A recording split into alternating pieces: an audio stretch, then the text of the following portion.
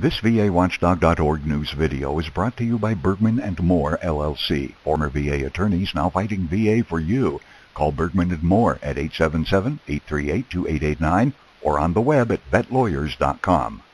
There's a training video in the works targeting a troubling trend among American combat veterans. Yeah, some who struggle with mental health issues end up in deadly standoffs with police. Jed Bull shows us what the State Department of Veterans Affairs is doing about it. Action. Here's the scenario. A recent combat vet walks into a convenience store with an assault rifle. He orders the clerk to call the police and then kicks her out. Get out! This vet struggles with post-traumatic stress disorder and wants a confrontation with police. He may even want to die in a hailstorm of police bullets. These folks are still in combat mode. And so as a result, they are certainly more aggressive than what someone might normally be. Last year, at least 3 young vets committed suicide by cop.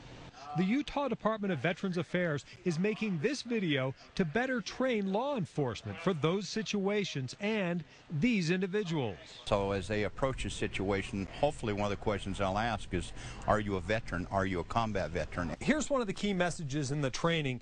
Law enforcement should look for clues that might tip them off that the person they're encountering is a combat veteran. I need to figure out what weapon we're going to use for him. They're going to have arousal response. They're going to be hyper vigilant. They're going to have things that the normal human person on the street is not going to experience as a threat. They're going to see as a threat.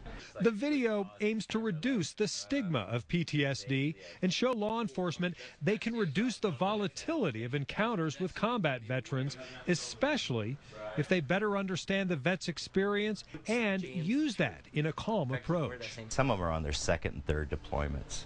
You keep having that chronic exposure that just compounds it, with PTSD. Empathy goes a long way to diffuse the situation. If you've got a combat mode guy and a law enforcement combat mode guy, and those two things clash, but if there's an understanding of what's going on with these folks, you can make a big difference. And ideally, save the lives of veterans in trouble.